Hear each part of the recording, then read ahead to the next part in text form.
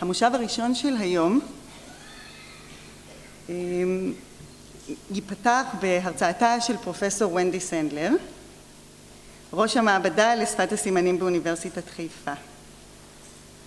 ונדי חוקרת את שפת הסימנים הישראלית כבר יותר מ-20 שנה, והיא הקימה פה את המעבדה לחקר שפות סימנים, והמעבדה הזאת מהווה את המקום המרכזי למחקר של שפות סימנים בארץ.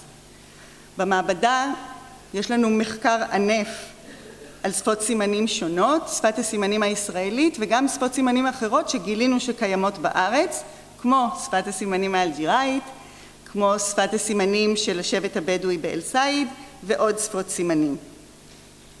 ונדי כתבה הרבה מאוד ספרים והרבה מאוד מאמרים וכמה ספרים על המחקרים הרבים שלה, והיא זכתה גם במענקי מחקר רבים שחלק גדול מהם אפשרו את כל המחקר שנעשה כאן, ולפני חודש היא זכתה במענק מחקר יוקרתי מאוד של האיחוד האירופאי למחקר שלה שנקרא שפה באמצעות הגוף. אז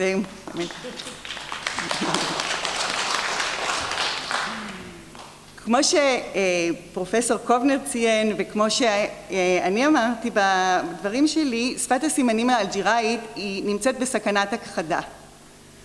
מה זאת אומרת שפות בסכנת הכחדה? מה זאת אומרת ומה החשיבות של זה? על כך תספר לנו ונדי בהרצאה שלה.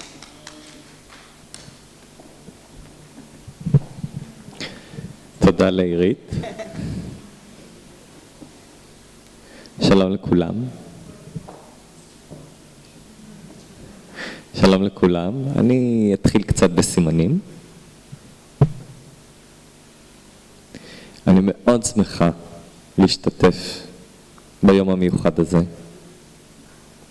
מעבודה מאוד חשובה של שרה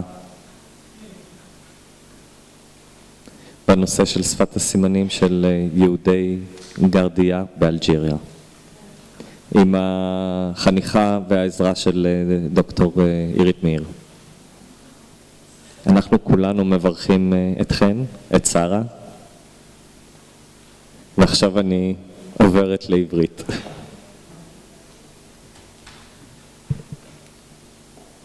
בפעם הבאה אני מבטיחה שאני אסמן יותר בשפת סימנים. אני צריכה להתאמן.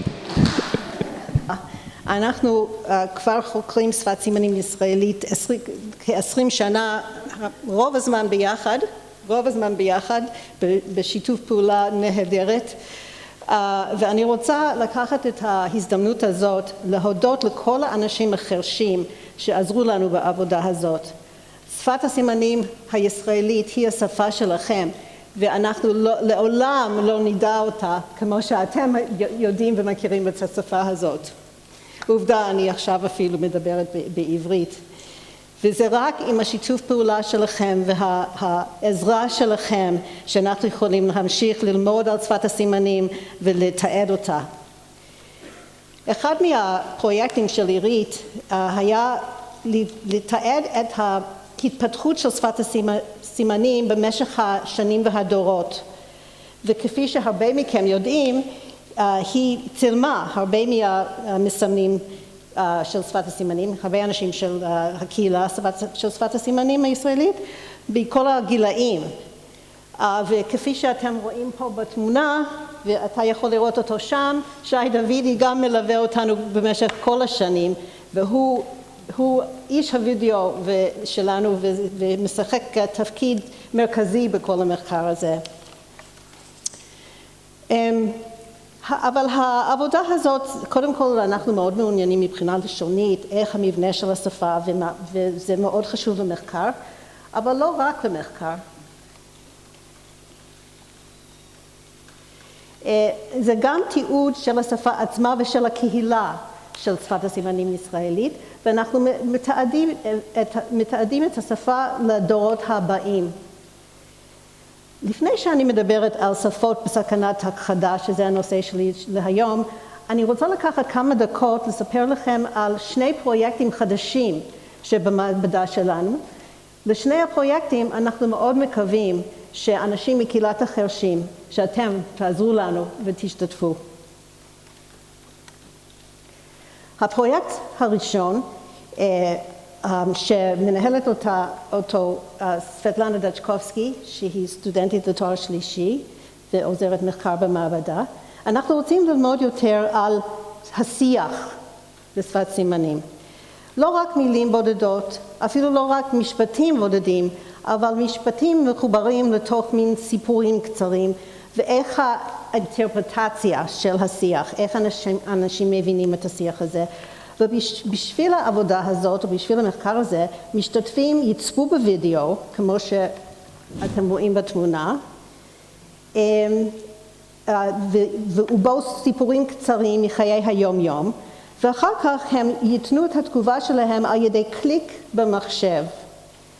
ההשתתפות במחקר תארך שעה בערך, אז כל אחד שיעזור יעבוד או יהיה איתנו לעבודה הזאת רק לשעה אחת, ותתקיים בשפת סימנים בלבד, זאת אומרת אין כתיבה ואין דיבור בעברית, הכל בשפת סימנים, גם ההוראות בשפת סימנים, רק שפת סימנים.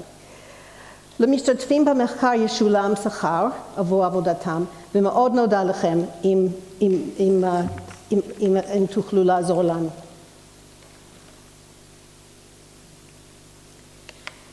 הפרויקט השני די שונה ממה שעשינו עד עכשיו, ואנחנו מאוד מתרגשים מהתחלת הפרויקט הזה. הפרויקט הוא מעבדת תיאטרון בשפת סימנים. המעבדה היא חלק ממחקר בינתחומי בשפת סימנים שאני מנהלת, שמטרתה לפתח שפת תיאטרון חזותי המתבססת על שפת סימנים. את תהליך היצירה והמחקר יובילו אנשי תיאטרון ואקדמיה. העבודה תתבצע פעמיים בשבוע, פעם בחיפה ופעם בתל אביב, 6 שעות בכל פעם, ולמשתתפים, שחקנים וגם מתורגמנים, ישולם שכר עבור עבודתם. קבוצת התיאטרון תקיים הופעות בפני קהל גם, אז יהיה לנו תיאטרון של שפת סימנים. מדובר במספר לא גדול של שחקנים, וסדנת מיון או מין אודישן תתקיים בחודש דצמבר. לכל פרויקט יש דף, אולי ראיתם בהרשמה, יש דף על השולחן מבחוץ, ואם אתם מעוניינים להשתתף, בבקשה לחתום את השם והפרטים שלכם, ולשים את הדף הזה בקופסה, ארגז שיש שם בחוץ, ותרגישו חופשיים לקחת הביתה ולהראות לאנשים שאתם חושבים שאולי יהיו מעוניינים בשניים מהפרויקטים האלה. ויש כתובות דואר אלקטרוני בדפים האלה בשביל מי שרוצה לדעת יותר על זה. ואם יש לכם שאלות אחר כך אתם יכולים גם לשאול אותי. ועכשיו לשפות בסכנת הכחדה. אני רוצה להודות לגל ולזיצמן, עוזרת מחקר אצלנו. איפה גל? תודה רבה גל, שהיא הכינה את המצגת הזאת. כאן אתם רואים מפה של כל נקודה זה אזור שיש שפות בסכנת הכחדה. אז בכל העולם יש 6 שפות בסכנה. מהי שפה בסכנת הכחדה? שפה שיש לה מספר קטן של דוברים בדרך כלל, וקיימת סכנה שהשימוש בה ייפסק לחלוטין. לרוב מדובר בשפות של קבוצות קטנות באוכלוסייה, כמו שאתם רואים פה בתמונה. וכאן אתם רואים מפה אחרת של ריכוזים של שפות בסכנת הכחדה. זה לא מגיע ל-3,000. מתוך, פרופסור קובנר אמר 6,000 שפות, יש כאלה שמעריכים שיש אפילו 7,000 שפות המדוברות בעולם. כ-3,000 שפות נמצאות בסכנת הכחדה, והמספר הזה עתיד לגדול. וכאן אתם רואים את הריכוזים של השפות האלה בכל העולם. 200 בדרום אמריקה, 150 בצפון אמריקה, לפחות. אפריקה עד 600 וכן הלאה. אז זו תופעה אמיתית. אז מה הם הגורמים למיעוט השימוש בשפה?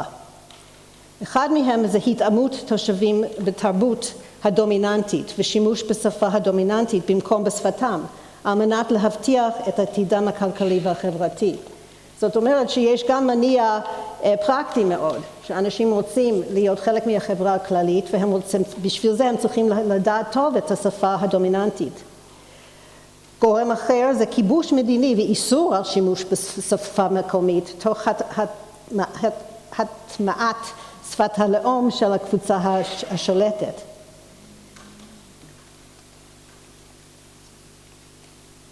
בשלישי, שימוש מוגבר באמצעי תקשורת, רדיו, עיתונים, ספרים וכו', ובאלו יש שימוש בשפות החזקות כמו אנגלית, סינית, ספרדית, וכך שפות אלו הופכות נפוצות יותר בקרב כל האוכלוסייה. אז איך נעלמת שפה? השפות הנפוצות הדומיננטיות באזור מחליפות את השפות המקומיות. ילדי הדור הצעיר מפסיקים ללמוד את שפת הוריהם המקורית. השפה המקורית לא תעבור הלאה לדורות הבאים של הקהילה, ואז השפה המקומית תיעלם.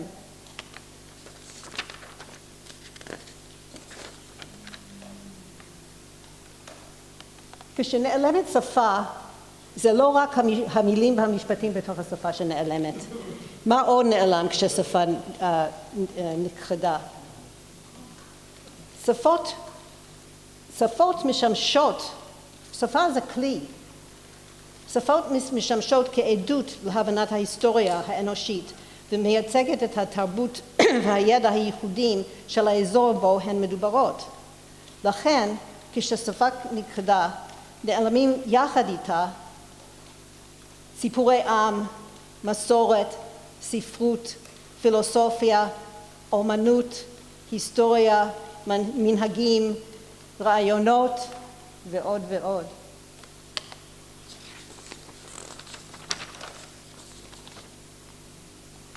עכשיו נכנסים הבלשנים לתמונה. רוב השפות שבסכנת הכחדה אינן מלוות בשפה כתובה.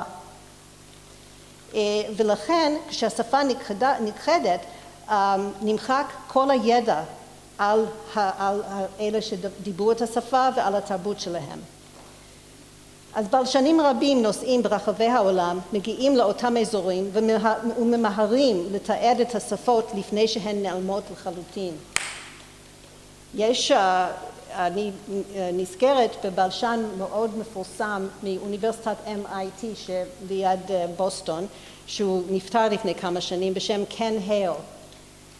והוא היה מהבני אדם האלה המיוחדים שפשוט סופגים שפות, והוא למד בקלות המון שפות בעולם, וחלק מהן שפות בסכנת הכחדה, ובסוף, זאת אומרת, הוא היה מתעד שפות עם 2 דוברים, 3 דוברים, ובסוף הוא היה הדובר היחידי שחלק מהשפות, אותן השפות, הוא הבלשן.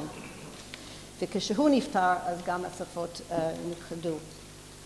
וכפי שאתם יודעים, אנחנו גם כן במעבדה שלנו מתעדים שפות בסכנת הכחדה, כמו שאתם רואים בתמונות של שפת הסימנים של שבט בדואי הסייד.